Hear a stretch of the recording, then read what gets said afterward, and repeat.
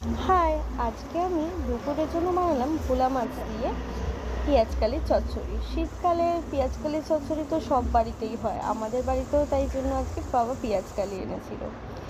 তো ভোলা মাছ দিয়ে করবো। কারা কারা মাছ দিয়ে পেঁয়াজকালি তরকারি খাওয়া বলো তো?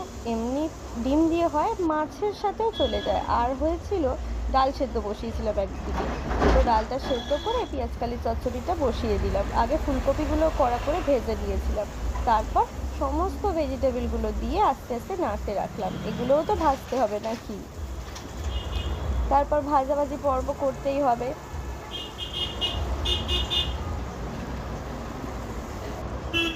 তারপর একটুখানি পেঁয়াজ আর টমেটো দিয়ে দিয়েছিলাম, তারপর সামান্য নুন, সামান্য চিনি স্বাদ মতো দিয়ে আবার পেঁয়াজগুলো একটু ভেজে নিতে হবে। রান্না মানে শুধু ভাজাভাজি, আর কিছু নয়। তারপর একটু হলুদ গুঁড়ো দিলাম আর লঙ্কা গুঁড়ো। তোমরা যেমন ঝাল খাও সেই অনুপাতে দেবে, আমরা একটু ঝালটা বেশি খাই, তাই 2 চামচ দিলাম।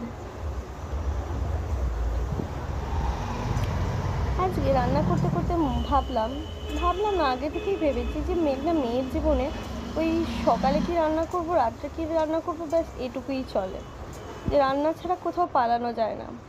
এই যে একটু আদা রসুন বাটা দিলাম। একটা ছেলেকে কাজে বেরোতে হলে কোনোদিনও খাবার বানিয়ে যেতে হয় না, কিন্তু একটা মেয়েকে কাজে বেরোতে হলে সবসময় ঘরটার সামনে তারপরেই বেরোতে হয়, তাই না? কারা রিলেট করতে পারলে আমার সাথে এই কথাটা? তারপর একটুখানি কষে নিয়ে জল দিয়ে দিলাম তরকারিটা যাতে সেদ্ধ হয়ে যায়। এই যে অন্যদিকে ডালটা সাঁতলে নিলাম, একটু পাঁচফোড়ন দিয়েছিলাম আর একটু রসুন দিয়েছিলাম। এই যে ডালটা হুরুস করে ঢেলে দিলাম, একটু জল দেবো, বড্ড গাঢ় হয়ে গেছে। তারপর একটু নুন দিলাম আর একটুখানি চিনি নিলাম, হলুদ দিলাম, একটু লঙ্কা দিলাম, ব্যাস আমার ডাল করাও কমপ্লিট।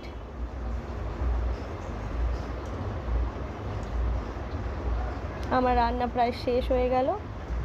ডালটা ওইদিকেও ফুটছে আর ওইদিকে তরকারিটাও ফুটছে।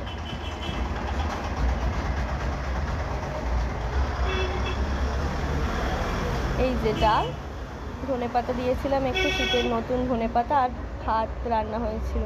ভাত ডাল কমপ্লিট, আর তরকারিটা আর জাস্ট 5 মিনিট হলে হয়ে যাবে। এই যে তরকারি প্রায় শেষের দিকে, মাছগুলো দিয়ে দিলাম তরকারিতে। ব্যাস এটুকুই ছিল আজকের দুপুরের রান্নাবান্না। বন্ধুরা, কেমন লাগলো? ভালো লাগলে একটু লাইক করো। বাই, ভালো থেকো। পরের ব্লগে আবার দেখা হবে।